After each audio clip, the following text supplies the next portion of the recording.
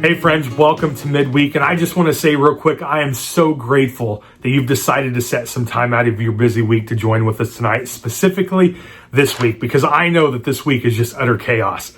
Now, we wouldn't ask for it to be any other way because we all enjoy it, but this week is homecoming. And so tonight there's things. Thursday, there's the parade. Friday, we got the game. Saturday, there's the dance and all the festivities that happen during the school day where you're dressing your kids up in themes and all the what have yous. And so we are just so grateful that you're taking a little bit of time to be recharged by this week's midweek. By all of our midweeks. That's kind of the point, is we want to give you just a little dose of Jesus to help build your week and to just remind you of how much you are loved and cared for by God himself. And so that's what we're doing when we do these midweeks. So thank you for participating in that. And we hope and pray that this recharges you to give you the energy that you need to keep going strong, because we are all there with you. It's just a crazy week.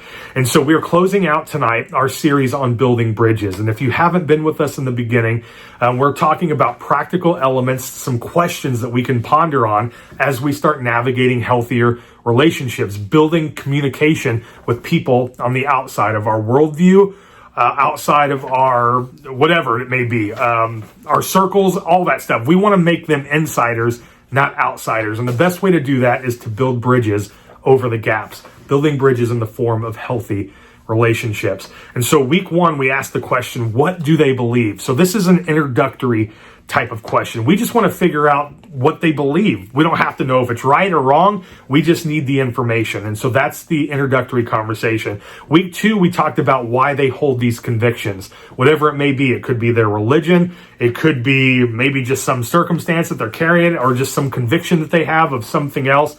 And after we gather the information, now we're looking to pinpoint why they believe this. And then last week, we talked about this probably more important area is, in the midst of all the knowledge that we've gained, where's some common ground here? What can we agree on? Because we live in a divisive culture where we'd rather pick apart the disagreements rather than finding areas to connect with, areas to grow together in, areas to find common ground. And so those are the first crucial steps into building these bridges. And tonight, as we close it out, we ask this question: how do I proceed? It seems like a simple question, but it's a little more profound than that, because now that we've collected all of the information, now the wisdom has to sink in. Because when you have a bunch of knowledge, right, knowledge is good, but wisdom is knowing what to do with that knowledge, which is why we went to the book of Proverbs in the first place, because Proverbs was written by arguably the smartest guy, the most wise man who has ever lived outside of Christ himself, and it's King Solomon. And so he ensues all sorts of wisdom as he's trying to pass this book down to the next generation and to the next generation to be fruitful all the way through to our day. And so Solomon does a great job by putting these little bits of truth and these little nuggets of wisdom to just show us how important it is to pursue wisdom at all costs. So again, let me say this: knowledge is great, but knowledge is only information. Wisdom is knowing what to do with that information. And I think that's a key element in building these bridges, because if we're collecting knowledge from week one and week two, those questions that we've asked, what do they believe and why do they hold that conviction? That could be a lot of material coming at you.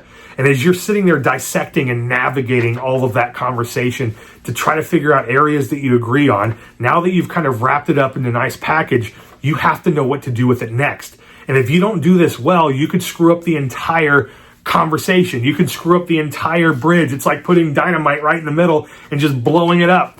And we've seen that happen all too well. So wisdom really needs to be made right here as we discern what's the next right thing to do. What's the next right thing? Because there might be several options that appear to be good. Again, that comes with knowledge. There might be a lot of different areas you could take the conversation, but wisdom is knowing what's the next right thing to do. And this is big. So what could this look like? Well, for you, it might just be a simple rebuting. You might take some concepts that they've mentioned in their knowledge that you have. You might listen to why they're convicted the way they are, and you just go, that's just not right. And so maybe your next conversation, if you've had a healthy relationship built with them, is to just sit there and refute some of the claims that they say.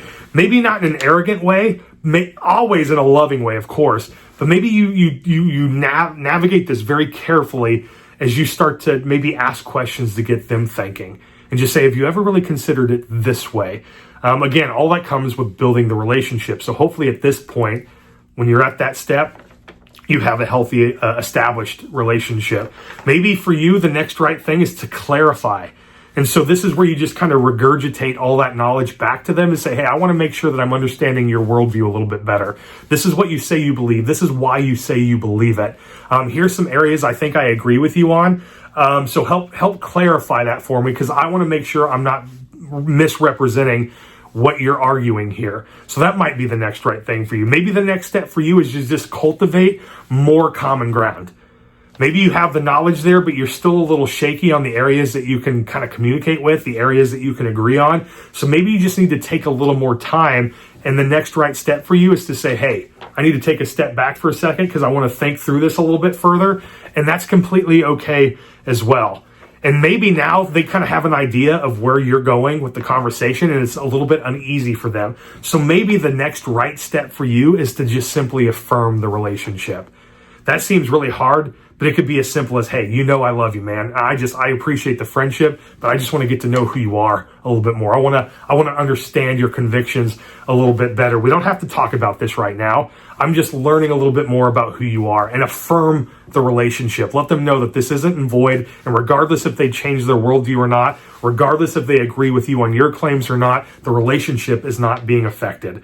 I still care a lot about you, even if you decide to continue in this path. Even if you decide not to believe the way I believe, I still deeply care about you. And I mean, I can't tell you how important this is to make sure they know where your heart's at.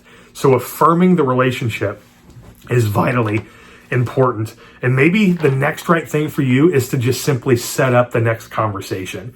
Right? It's one thing to just have all this knowledge just kind of floating around, but now it's time to act on it. So maybe for you, the next right step is to put something on the calendar.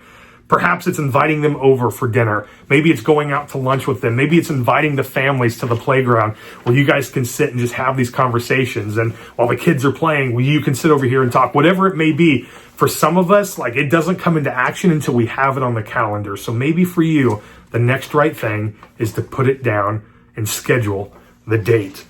And so if we were to look at somebody who does this well, I mean, obviously Jesus is the master of building bridges. He knows how to communicate effectively with people. And that's exactly what he does. If you look at the Sermon on the Mount, Jesus is doing some incredible things here. He talks about the Beatitudes. He gets personal by talking about lust and anger and how we should treat people, how we should love our neighbors, how we should treat the poor. He goes into marriage and divorce and all these things that cripple us in a society. And Jesus craftily, very well done in the way he does it, but he craftily creates an avenue to communicate effectively. And so Jesus has spent a lot of years just kind of loving people, learning about the truths that we fall into, seeing the traps that kind of bring us down. And now he structures this entire sermon that Matthew records for us and learning, and he communicates it effortlessly.